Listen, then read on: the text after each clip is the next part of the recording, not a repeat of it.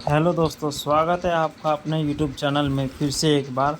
आज जो क्वेश्चन मैं डिस्कस करूंगा वो 197 क्वेश्चन है और सभी क्वेश्चन मेंटल रिटार्डेशन से रिलेटेड होंगे। एमआर का नाम बदलकर इंटेलेक्चुअल डिसेबिलिटी कर दिया है। तो क्वेश्चन शुरू करने से पहले मैं बता देना चाहता हूँ इसमें कुछ फुल फॉर्म भी होंगी और ज़्यादातर क्वेश्चन जो है मेंटल रिटार्डेशन से होंगे। तो इसी बात को शुरू करते हैं, अपना क्वेश्चन शुरू करते हैं। पहला क्वेश्चन जो हमारा है, मॉडरेट मंदबुद्धि का आईक्यू लेवल होता है 35 से 50 बुद्धि लब्धि। मॉडरेट का पूछ रहा है, मॉडरेट का 35 से 50 बुद्धि लब्धि होता है। ठीक है। विकासात्मक अवधि गर्भाधान से होती है। विकासात्मक अवधि गर्भाधान से होती है। जो हमारी डेवलपमेंट शुरू होता है वो कब से शुरू होता है? अवधि गर्भाधान से होती है, पूछ रहा है 18 वर्ष। ठीक है दोस्तों। अब पूछे गर्भाधान के समय माँ की उम्र होनी चाहिए। जब मदर बच्चे को गर्भ धारण करती है तो उस समय माँ की उम्र 18 से 24 वर्ष के बीच होनी चाहिए। अगर 18 से 24 वर्ष के बीच उम्र होती है तो डेवलपमेंट सही होता है, बच्चे का मानसिक विकास पूरी तरह से संपूर्ण हो जाता है। अल्ट्रासाउंड में तरंगें होती हैं। अल्ट्रासाउंड में अल्ट्रासोनिक और अल्ट्रासोनोग्राफी दोनों प्रकार की तरंगें होती हैं, उसी के कारण अल्ट्रासाउंड होता है। मेंटल डेफिशिएंसी एक्ट पारित हुआ था।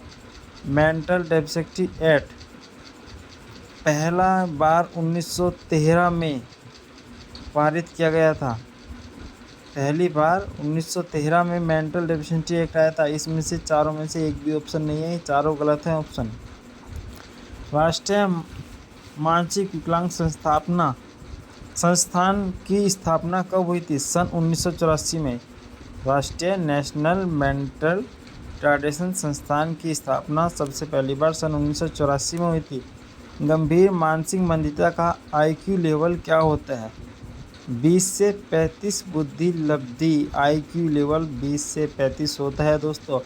देखो, सबसे ऊपर हमने क्वेश्चन किया था मॉडरेट मंदबुद्धि का आईक्यू लेवल 35 से 50, और अब हम यहाँ पर कर रहे हैं गंभीर मतलब सीवियर मानसिक मंदबुद्धि का आईक्यू लेवल 20 से 35 बुद्धि लब्धि।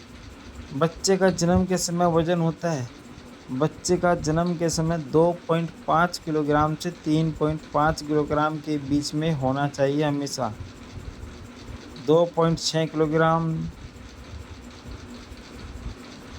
तो 2.5 किलोग्राम से ही होता, ज़्यादा ही होता है। लेकिन इसमें पूछा कि बच्चे का जन्म के समय वजन होता है। जन्म के समय, परफेक्ट जन्म के समय वजन जो होता है वो हमारा 2.5 किलोग्राम का होता है। वैसे जो बच्चे का जन्म काउंट करते हैं 2.5 किलोग्राम से 3.5 किलोग्राम तक का करते हैं। लेकिन क्वेश्चन को देखेंगे यहाँ पर ध्यान से। क्वेश्चन पूछ रहा है कि जन्म के समय, इसलिए 2.5 किलोग्राम लगाएंगे। मुंबई में विकलांग जन सहकारिता आंदोलन की शुरुआत छोटे स्तर पर कब हुई? मुंबई में सबसे पहले विकलांगता को लेकर कब आवाज़ उठाई गई थी? 1970 के दशक में। 1970 के दशक में। मस्तिष्क का विकास पूर्ण हो जाता है 2 वर्ष की आयु तक। हमारा जो माइंड डेवलपमेंट है उसका जो डेवलपमेंट कंप्लीट हो जाता है वो कितने प्रतिशत हो जाता है? 2 वर्ष की आयु तक 80%। मानसिक मंदता क्या है? मानसिक मंदता ना ही तो कोई बीमारी है, ना ही कोई अवस्था है, ना ही कोई स्थिति है। मानसिक अवस्था एक सिचुएशन है, एक स्थिति। मानसिक मंदता क्या है? एक स्थिति है जो कि कभी ठीक नहीं हो सकती और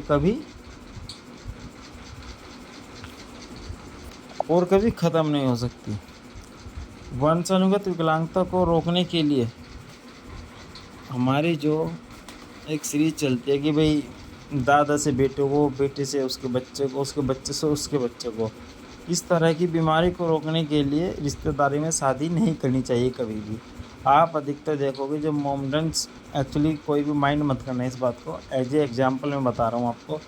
चलो इस बात को छोड़ ही देते हैं। डायबिटीज़ या शुगर के जो लोग होते हैं उनको देखा होगा, अगर उनके पिताजी को शुगर है तो उनके बच्चों को भी शुगर ज़रूर होगी, उनके बच्चों से बच्चों को भी शुगर ज़रूर होगी। इसी प्रकार से जिनको मिर्गी के दौरे पड़ते हैं, एपिलेप्सी आती है।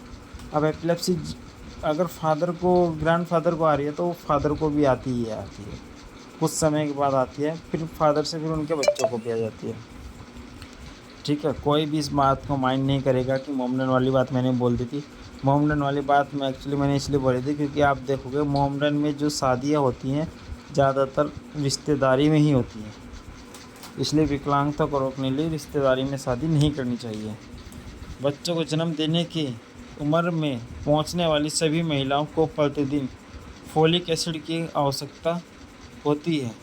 फोलिक एसिड की आवश्यकता 0.4 मिलीग्राम होती है। ये जो फोलिक एसिड होता है 0.4 मिलीग्राम की आवश्यकता होती है, और इसको 0.4 मिलीग्राम जो देने के लिए बोला है WHO ने बोला है, WHO को वर्ल्ड हेल्थ ऑर्गेनाइजेशन बोलते हैं।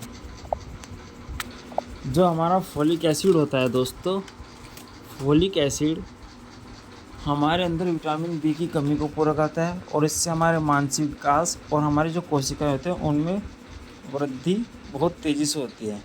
पूरे गर्भावस्था के दौरान कम से कम माँ का वज़न बढ़ना चाहिए 10 किलोग्राम।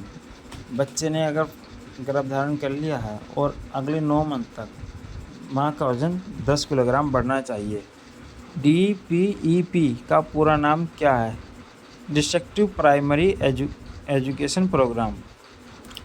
MDPSS का पूरा नाम क्या है? MDPS का पूरा नाम मद्रास डेवलपमेंट प्रोग्रामिंग सिस्टम, और MDPS को लिखने वाले एस चंद्रा हैं। ध्यान देंगे सब बच्चे, MDPS का पूरा नाम मद्रास डेवलपमेंट प्रोग्रामिंग सिस्टम है, और MDS को जो लिखा गया है वो एस चंद्रा के द्वारा लिखा गया है।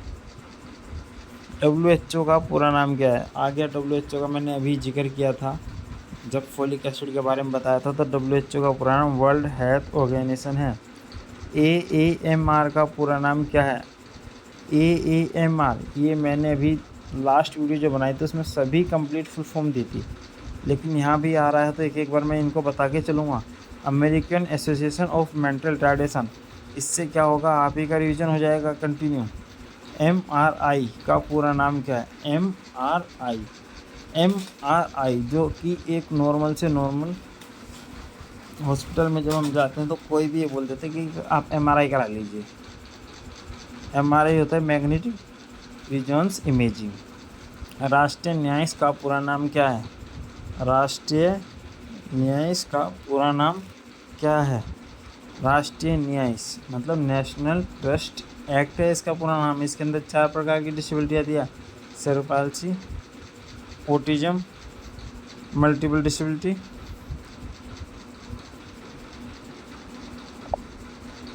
और मेंटल रिटार्डेशन।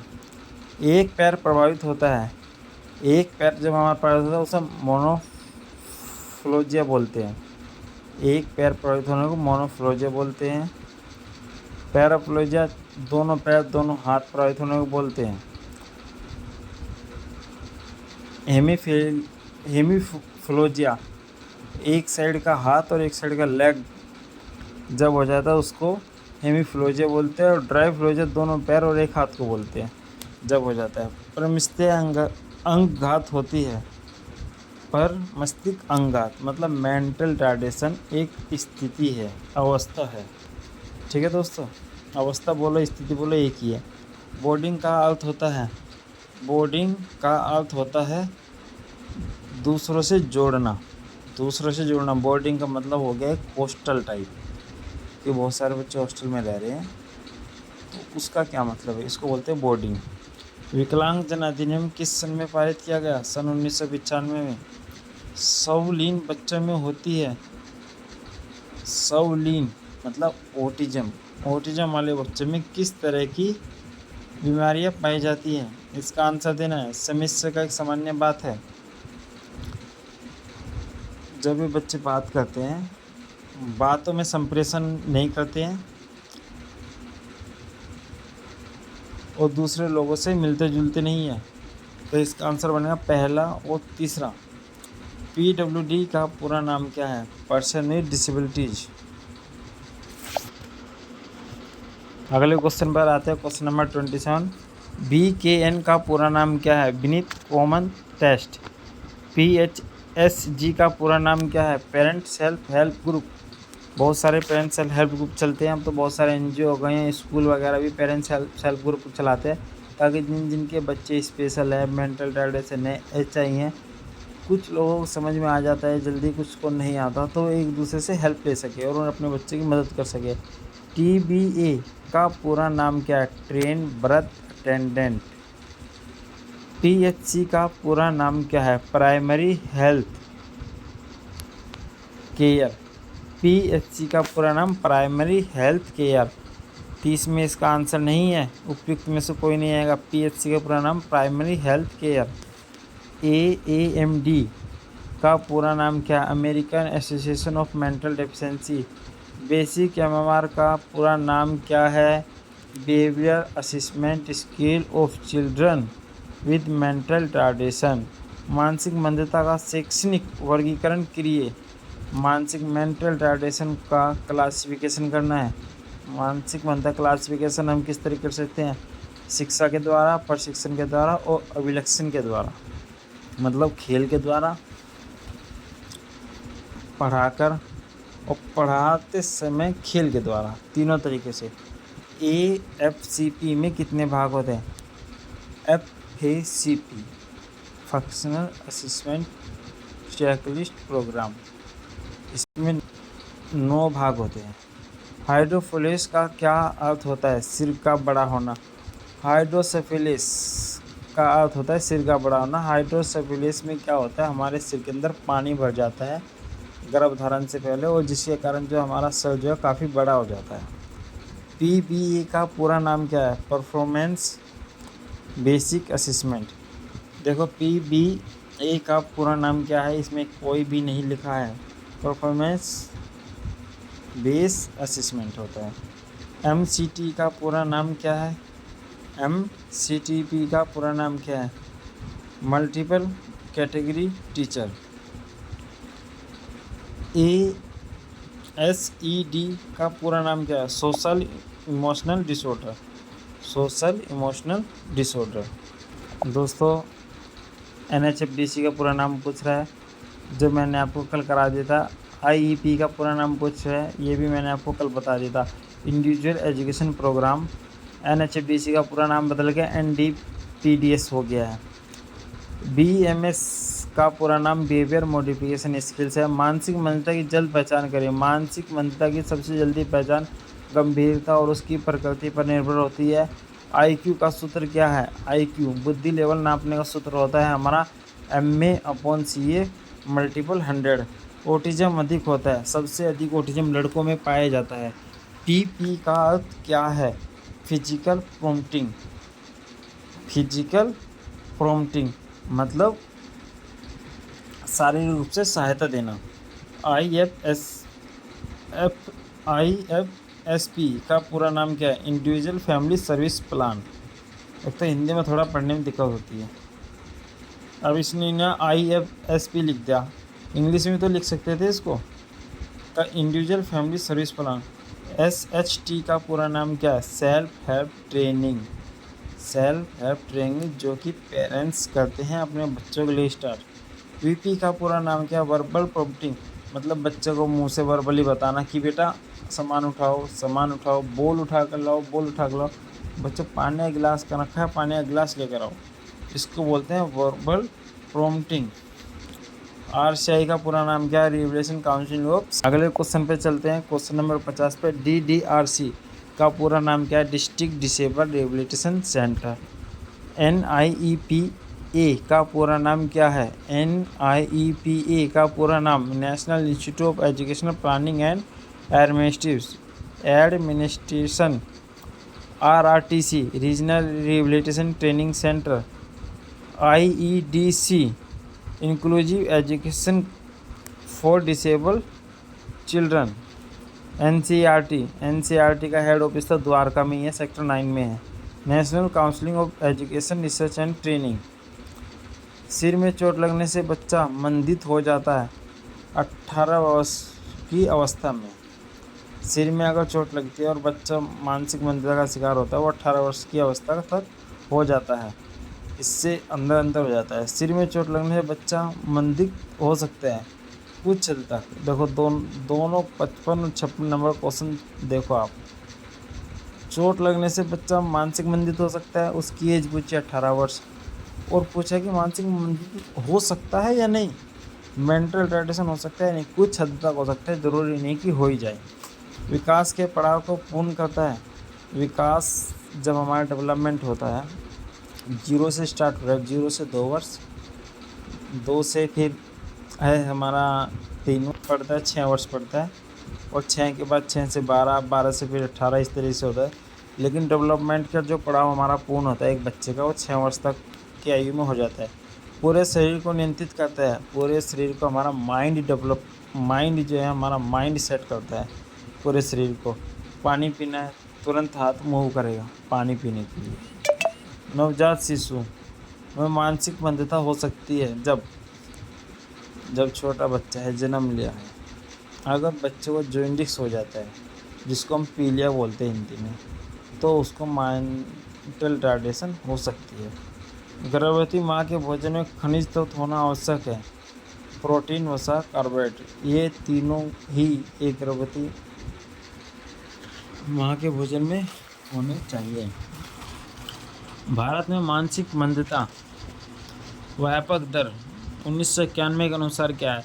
700 व्यक्ति प्रति हज़ार है। मानसिक मंदता का व्यापक दर स्तर 700 व्यक्ति प्रति हज़ार है। वैसे इस प्रकार क्वेश्चन आते नहीं हैं आज के टाइम में, बहुत पहले आते थे, लेकिन फिर भी एज नॉलेज मैं आपको बता देता हूँ, जिससे कि आपके कॉन्सेप्ट जो है, जब आप टीजीटी स्पेशल एजुकेशन का एग्ज़ाम में बैठें तो आपके कॉन्सेप्ट एकदम क्लियर होने चाहिए। और आपके कॉन्सेप्ट क्लियर कराने के लिए ही मैं इन सब क्वेश्चनों को करा रहा हूँ। 4 महीने में शिशु किस व्यक्ति को देखकर मुस्कुराता है? इसे क्या कहते हैं? सामाजिक मुस्कुराहट। जब 3-4 महीने का बच्चा हो जाता है और कोई भी नया आता है और उसको बोलता है अरे रे रे रे, अरे रे रे रे, तो इस स्थिति को देख के बच्चा मुस्कुराता है, तो उसको हम सामाजिक मुस्कुराहट बोलते हैं। ADL activity of daily living, VSMS Vineland social maturity skill, IFSP individual family service plan. दुर्घटना का कारण हो सकता है। अगर किसी का कोई एक्सीडेंट हो जाता है तो उसका कारण पूछा है। इस प्रकार का क्वेश्चन एग्जाम में बिल्कुल नहीं आएगा, मैं आपको बता देता हूँ। शिक्षा का मुख्य उद्देश्य क्या है? व्यक्तिगत निर्माण करना, जीवन के लिए तैयार करना, विभिन्न क्षेत्र में विकास करना, उपयुक्त सभी सत्य हैं। ठीक है। ICIDH जो बीमारी के परिणाम स्वरूप होने वाली क्षति, निःशक्तता एवं विकलांगता को परिभाषित करती है। ये जो क्वेश्चन है बहुत ही इम्पोर्टेंट क्वेश्चन है। विश्व स्वास्थ्य संगठन में प्रकाशित पब्लिकेशन ICIDH की full form PRT special educator MCD के एग्ज़ाम में आई हुई है और इसको परिभाषित 1980 में किया गया है। सामान्य अंगों के स्थान पर मनोवैज्ञानिक भौतिक या शरीर रचना संबंधित कार्यों में हानि या असामान्यता को कहते हैं क्षति। मतलब क्षति को इंग्लिश में बोलेंगे इम्पायरमेंट।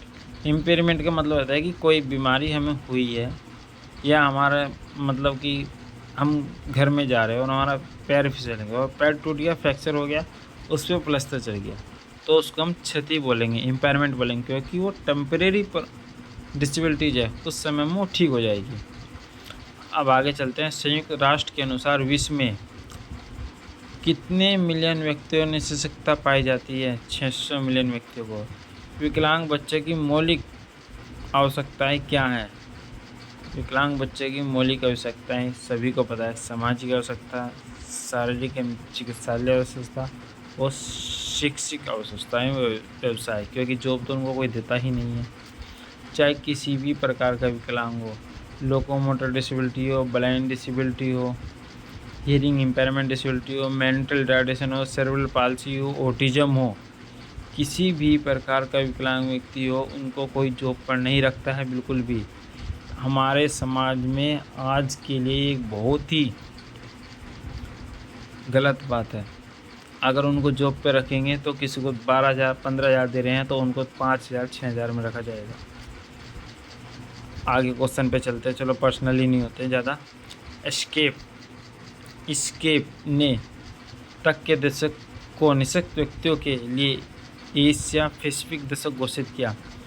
ये देखो 1992 2001 लिख रहा है, ये गलत लिखा हुआ है। 1993 से 2002 में घोषित किया गया था। ठीक है। बच्चों के अधिकारों पर जिनेवा घोषणा 1924 वर्ष में हुई थी। सरकार प्रत्येक सरकारी प्रतिष्ठान में व्यक्तियों को शारीरिक विकलांग वाले व्यक्तियों के लिए आरक्षित रखती है 4%। अब ये जो विकलांगता है पहले 3% थी, अब 4% रिजर्वेशन कर दिया है। इस बात को मैं आपको बता दूं, अगर हम जॉब के लिए जाएंगे तो रिजर्वेशन 4% है डिसेबिलिटीज़ का। और अगर हम किसी कॉलेज में या कहीं पर भी एडमिशन लेने जाएंगे तब रिजर्वेशन 5% है। और जब रिजर्वेशन की बात आई गई है तो हर तरह का रिजर्वेशन आपको मैं बता देता हूँ। जब लोकोमोटर डिसेबिलिटी व्यक्ति रेलवे में अपना टिकट कराएगा एज ए 3rd AC तो रिजर्वेशन 75% मिलेगा उस व्यक्ति का, प्लस उसके साथ जो व्यक्ति जाएगा उसको भी 75% का रिजर्वेशन मिलेगा, मतलब डिस्काउंट मिलेगा 75 का। अगर कोई टिकट आपकी ट्रेन की 3rd AC की 1500 की है तो उसकी 500 रुपये की होगी 1/3, और उसके साथ जो एस्कॉर्ट होगा उसकी भी 500 की होगी। इसी प्रकार से लोकोमोटर डिसेबिलिटी को एयरप्लेन में डिस्काउंट नहीं दिया गया है। बाई फ्लाइट अगर कोई लोकोमोटर डिसेबिलिटी व्यक्ति जाता है तो उसको लिए कोई डिस्काउंट नहीं है, लेकिन अगर ब्लाइंड पर्सन बाई फ्लाइट जाता है तो उसे 50% टिकट ऑफ मिलता है। ठीक है दोस्तों, अब जहाँ तक रिजर्वेशन की बात थी, हालांकि मैंने आपको हर तरह का और सब तरह का रिजर्वेशन बता दिया है। अब नेशनल ट्रस्ट एक्ट अधिनियम संसद में कब पारित हुआ? राष्ट्रीय न्यास अधिनियम संसद में 1999 में पारित होता। विकलांग व्यक्तियों को कितने रुपए प्रति भत्ता दिया जाता है, इस बात का ध्यान रखेंगे सभी लोग। जो हैंडीकैप पेंशन है वो कैसे कैसे दी जाती है मैं आपको बता देता हूँ। दिल्ली में 2500 रुपये दी जाती है, उत्तर प्रदेश में 1500 रुपये है, और जी हमारे हरियाणा में 1200 रुपये है, और पंजाब में 1000 रुपये है, मध्य प्रदेश में 700 रुपये है पेंशन जो है हैंडीकैप पेंशन, उत्तराखंड में भी 1000 रुपये है। ठीक है, और जी गुजरात में 1500 रुपये है। इस प्रकार से हर स्टेट की हैंडीकैप पेंशन अलग अलग है, लेकिन आप लोग दिल्ली का ध्यान रखेंगे। दिल्ली में 2500 रुपये है और यूपी में 1500 रुपये है, क्योंकि आपसे जो अगर पूछी गई तो इन 2 स्टेट की ही पूछेगी, फालतू किसी स्टेट की नहीं पूछेगी। लेकिन आपकी नॉलेज के लिए मैंने आपको बता दिया। इंडियन एयरलाइंस कॉरपोरेशन को छूट नहीं देती। देखो अभी इस बात को मैंने अभी आपसे ऊपर मतलब डिस्कस ही किया था कि जो फ़्लाइट में जो टिकट में जो डिस्काउंट मिलता है वो कौन सी कैटेगरी को नहीं मिलता? चलन बाधित, मतलब लोकोमोटर डिसेबिलिटीज़ को नहीं मिलता है। एक निःशक्त बच्चे के शिक्षण का उद्देश्य होता है। एक बच्चा है, उसको एजुकेशन अगर वो गेन कर रहा है तो उसका मोटिव क्या होता है? उसका मोटिव होता है वह समाज में अपने आप को सामान्य लोगों के बराबर रख सके। बहुत ही अच्छा क्वेश्चन है। डिसलेक्सिया में कठिनाई दर्शाता है। डिसलेक्सिया में कठिनाई दर्शाता है पढ़ने तथा अक्षरों में।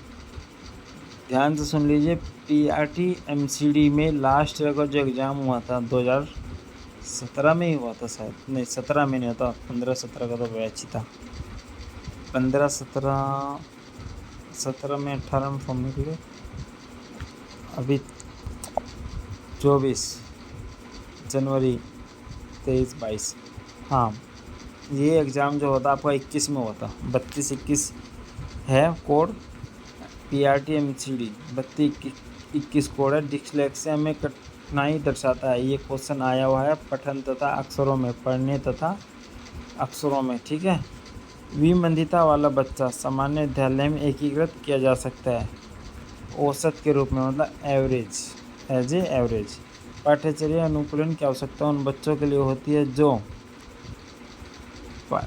पाठ्यचर्या अनुकूलन, करिकुलम अडेप्टेशन, करिकुलम अडेप्टेशन की जो रिक्वायरमेंट होता है वो सिर्फ स्पेशल बच्चों के लिए होती है।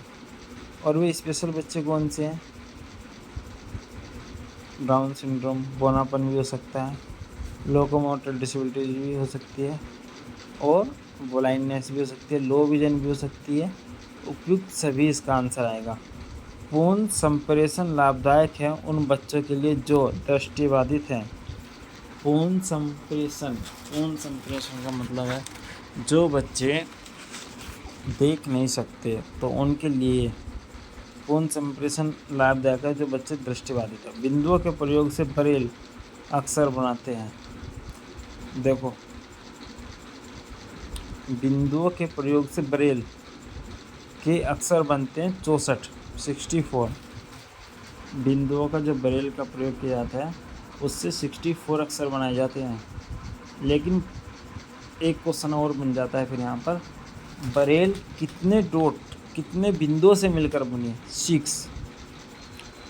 और सबसे पहले बरेल का आविष्कार किसने किया था? लुइस बरेल ने, उनका नाम ही बरेल था। निम्नलिखित में से लेखन विकार, लिखने में कठिनाई होती है, उसको बोलते हैं डिस्ग्राफिया। संप्रेषण का वह माध्यम जिसमें हाथों का प्रयोग किया जाता है, सभी बता देंगे इंडियन साइन लैंग्वेज। संवेदना, आकार तथा माप की पूर्ण जानकारी प्रदान करती है, स्पर्श, टच।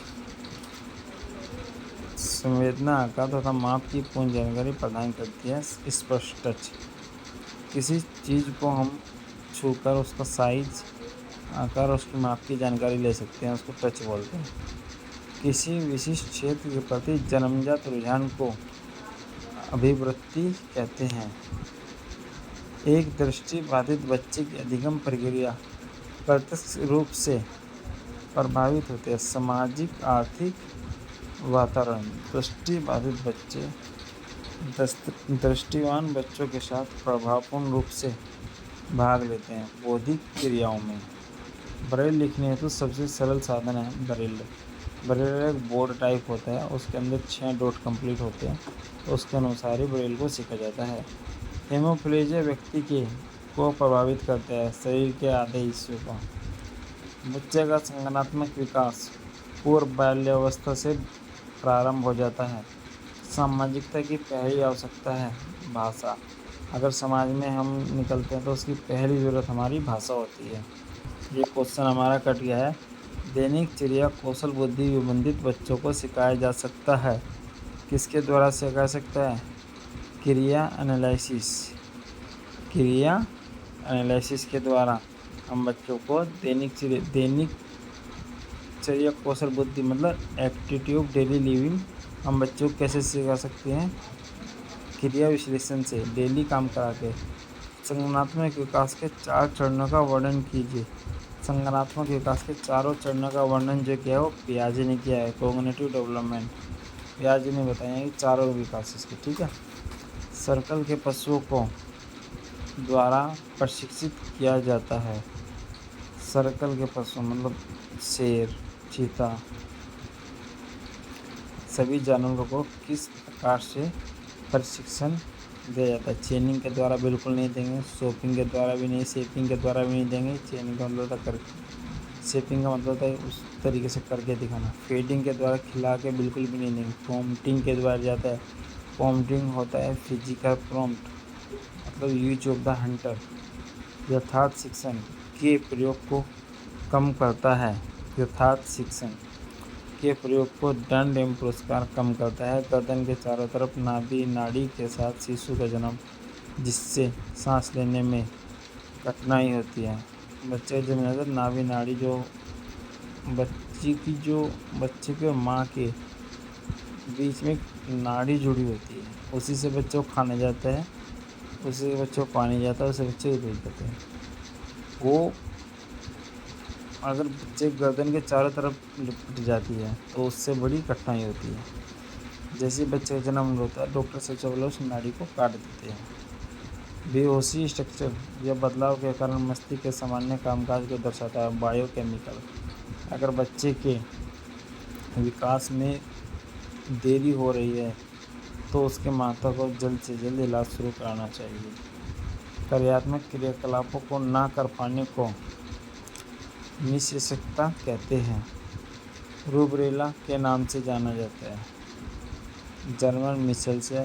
रूबरेला एक प्रकार की बीमारी है, ठीक है।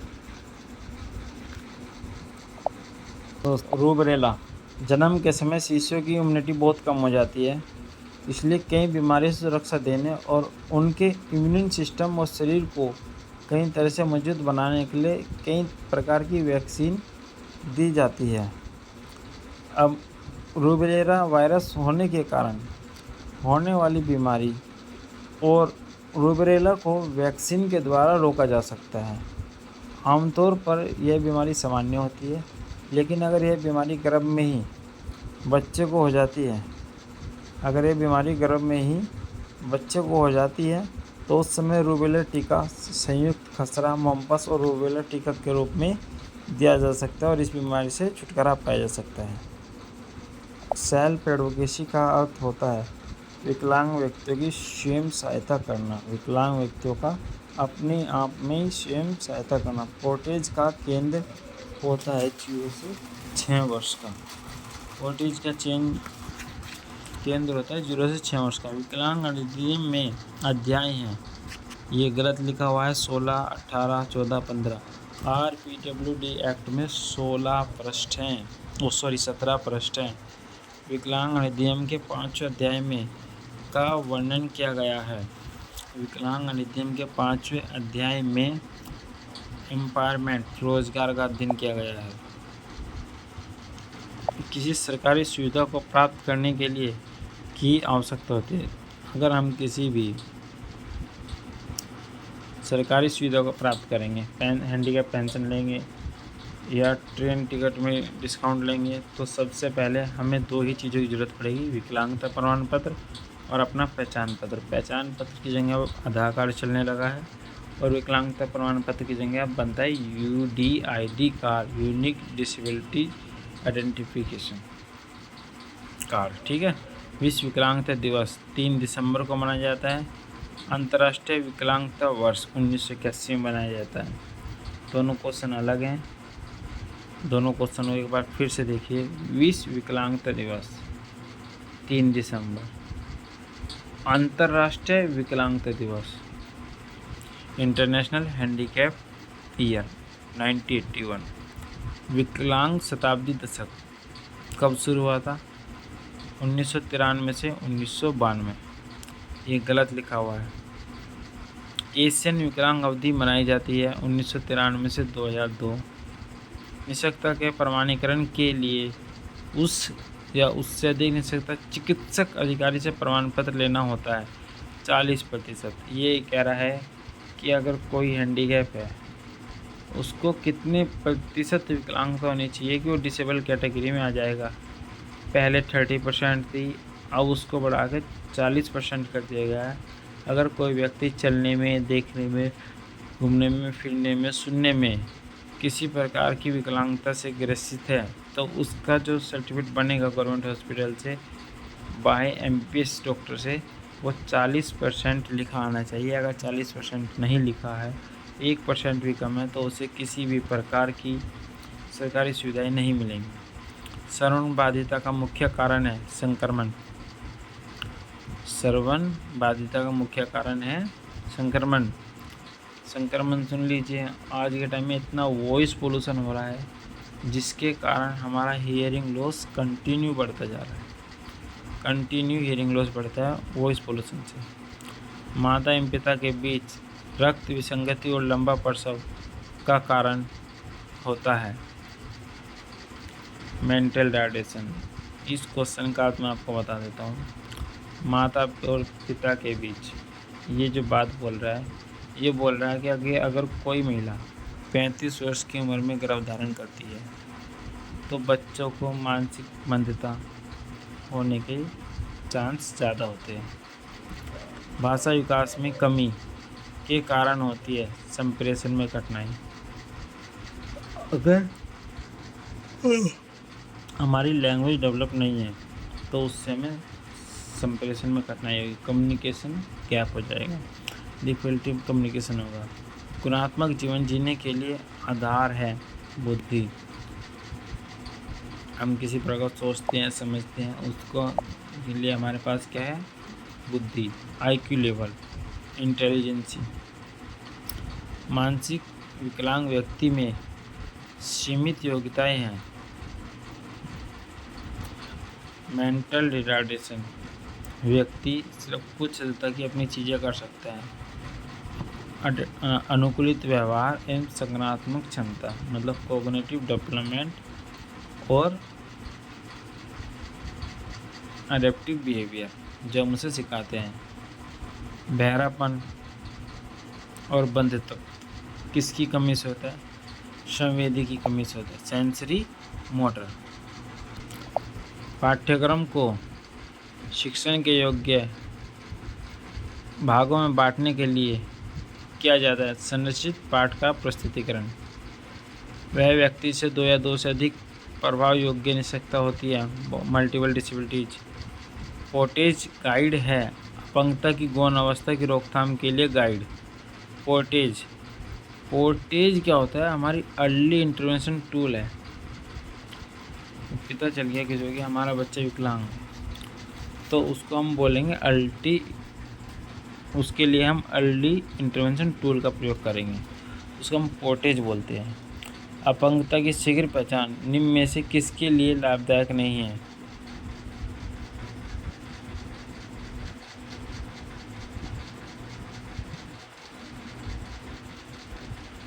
अपंगता की शीघ्र पहचान शिक्षा के लिए लाभदायक नहीं है।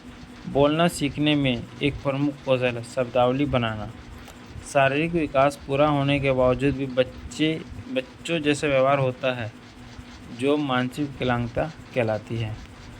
ब्रेल दिवस को मनाया जाता है 4 जनवरी। ये सब क्वेश्चन गलत हैं, 139 की। ब्रेल दिवस 4 जनवरी को मनाया जाता है।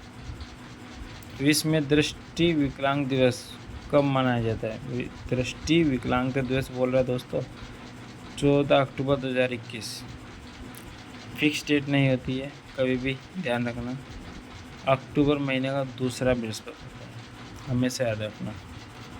अक्टूबर महीने का दूसरा बृहस्पति लास्ट ईयर 14 अक्टूबर 2021 को बनाया गया था।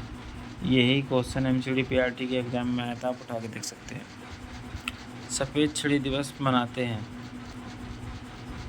सफ़ेद छड़ी दिवस बनाते हैं 15 अक्टूबर को। विश्व विकलांग दिवस को मनाया जाता है? विश्व विकलांग दिवस पूछ रहा है 3 दिसंबर। अंतर्राष्ट्रीय विकलांग दिवस, अंतर्राष्ट्रीय विकलांगता दिवस अभी मैंने लास्ट ही बताया 1981 में मनाया गया था सबसे पहली बार।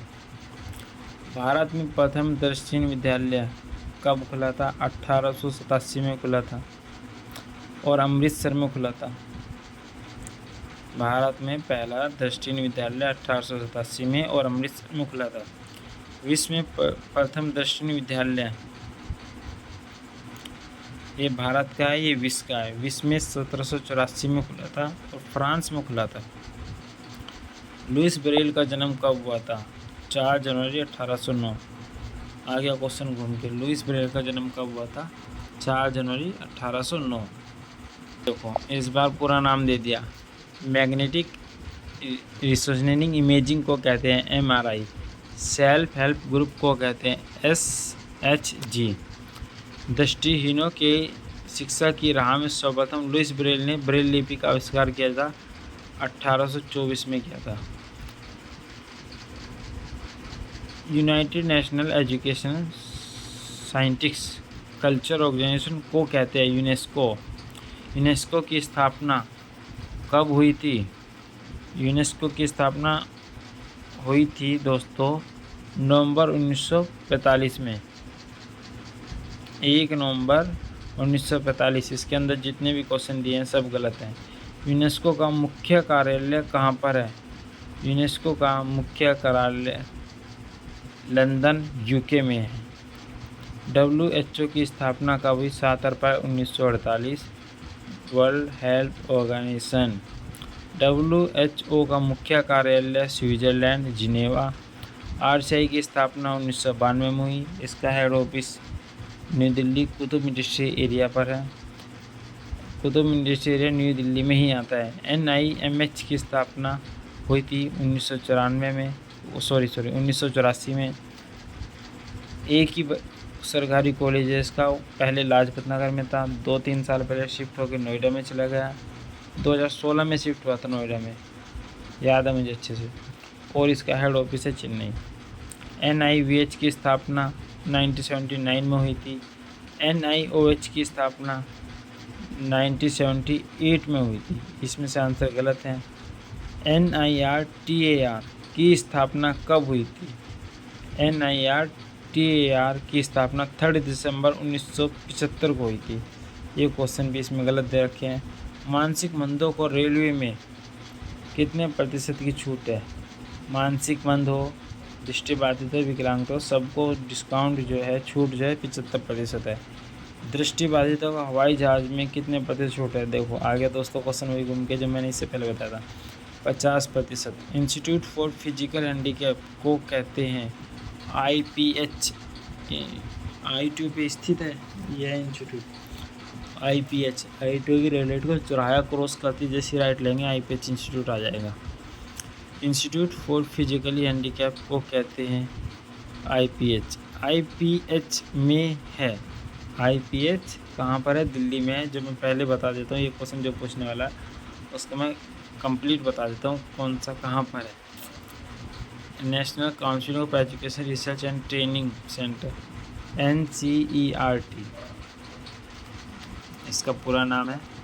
द्वारका सेक्टर 9 में NCERT का ऑफिस है। मेट्रो स्टेशन भी द्वारका सेक्टर 9 ही पड़ेगा, वहाँ से वॉकिंग डिस्टेंस पड़ेगा करीब 10 मिनट, वहीं पर इसका ऑफिस बना हुआ है।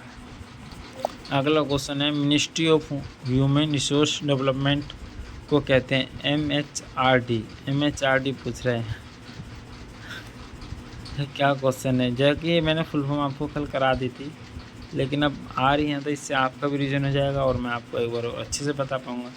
MSGE ministry of social justice and empowerment को कहते हैं। ईयर नोज थ्रोट को कहते हैं ENT। CNS central nervous system, CNS central nervous system. Peripheral nervous system को कहते हैं PNC। भारत में व्यक्ति विकलांग हैं, करीब 2.6 करोड़ व्यक्ति भारत में विकलांग हैं। किसी भी समस्या को अगर पैदा ना होने दे तो उसके लिए शब्द क्या है? समय पर जानकारी, नॉलेज ऑफ टाइम। गर्भवती महिला के लिए क्या उपयोगी होता है? गर्भवती महिला के लिए तो पौष्टिक आहार, संतुलित खाना, प्रोटीन, आयरन, नमक, कार्बोहाइड्रेट, वसा, ये सब चीज़ें कंप्लीट मात्रा में मिलनी चाहिए। अंगूठा चूसना कैसा खेल होता है? प्राथमिक। सबसे पहले जब बच्चा पैदा होता है आपने देखा कभी वो पैर का अंगूठा मुंह में दे लेगा, कभी हाथ का अंगूठा मुंह में दे लेगा। और जबकि आप ट्राई करके लीजिए, आप कभी भी अपने पैर का अंगूठा अपने मुंह में नहीं दे सकते, लेकिन छोटा बच्चा अपना पैर का अंगूठा उठाएगा और अपने मुंह में दे लेगा। संसाधित शिक्षक क्या होता है? संसाधित शिक्षक रिसोर्स सेंटर टीचर क्या होता है? स्पेशल एजुकेटर, जिसकी हम तैयारी कर रहे हैं। स्पेशल एजुकेटर को संसाधित शिक्षक बोला जाता है। कुल कितने व्यावसायिक प्रशिक्षण भारत में खुले हुए हैं? देखो इस बात का जवाब कोई भी नहीं दे सकता कि भारत में कितने रिहेबिलिटेशन सेंटर खुले हुए हैं। पहले तो कम थे तो काउंटिंग में आते थे, लेकिन अब नहीं आते। मिशन मोर प्रोजेक्ट प्रारंभ हुआ। मिशन मोर प्रोजेक्ट 1986 में प्रारंभ हुआ था। मानसिक मरीजों में कमी होती है बुद्धि की, मेंटल रिटार्डेशन, आईक्यू कम होता है। प्राथमिक स्तर को कितने भागों में बांटा गया है? प्री प्राइमरी, प्राइमरी फर्स्ट और प्राइमरी सेकंड। प्राइमरी सेकंड को 3 भागों में। ठीक है जी। मानसिक मंदता को कितनी श्रेणियों में वर्गीकृत किया गया? मेंटल रिटार्डेशन को कितने भागों में बांटा गया? 4 भागों में। मैंने बताया था मॉडरेट, सीवियर, सुपीरियर, मैंने 4 बताई थी इस तरीके से 4 भागों में। अभी आगे बता दूंगा उनको एक बार। स्वाधीनता की विकलांगता है, डेवलपमेंट, स्वाधीनता डेवलपमेंट की विकलांगता है।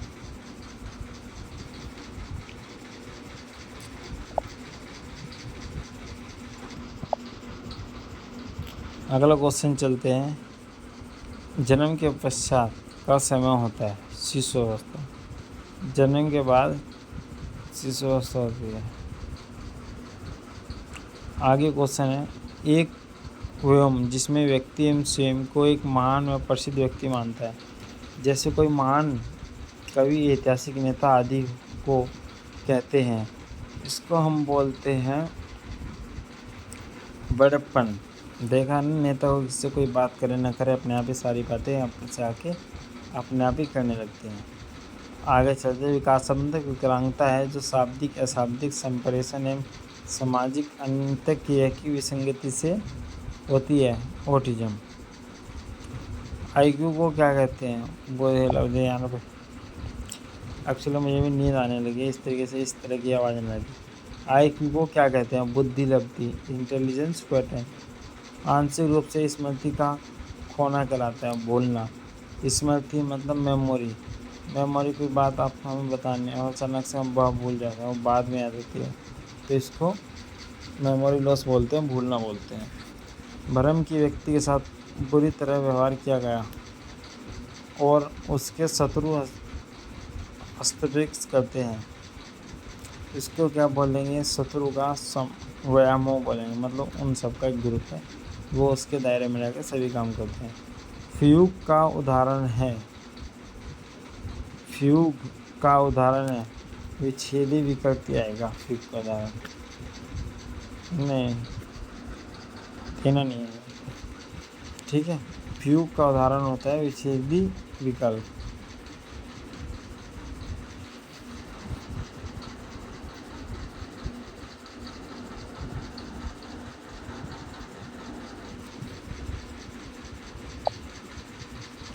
एक्चुअली दोस्तों नींद आ रही है और 4 क्वेश्चन रह रहे हैं, मैं चारों इन्हें ख़त्म करा देता हूँ। 197 तक हो जाएंगे आपके। फ्यूग का उदाहरण होता है विच्छेदी विकल्प। मानव में पसली के जोड़े होते हैं 12। स्क्लेरोसिस डिफॉर्मिटी किसके द्वारा रोकी जा सकती है? स्क्लेरोसिस डिफॉर्मिटी किसके द्वारा की जा सकती रोकी जा सकती है? मियावाकी ब्रेस के द्वारा। Boast of brace. शरीर के किसी भी अंग विच्छेदन के बाद क्या देते हैं? प्रोथोसिस। दर्द जब होगा ना तो शांत करने के लिए देंगे प्रोथोसिस मेडिसिन आपको। मानव शरीर में फेकलेज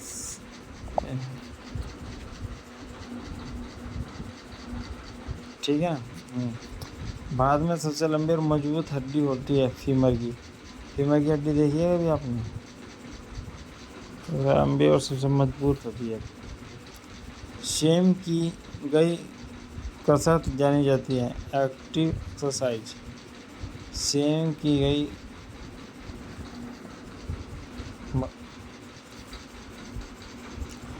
अगला क्वेश्चन है हमारा, गर्दन एक प्रकार का जोड़ है। सैंडिलियम पॉइंट जोड़। गर्दन हमारा एक प्रकार का जोड़ है, उसको सैंडिलियम पॉइंट जोड़ बोलते हैं। मांसपेशियों की क्षति जानी होती है मांसपेशिया विघटन। स्वयं की गई कसरत जानी जाती है active exercise. Wrist drop paralysis के द्वारा पाया जाता है रेडियल नर्वे। मानव के शरीर में फेकलेज की संख्या होती है 54। शरीर के किसी भी अंग विच्छेदन के बाद क्या देते हैं? प्रोथोसिस।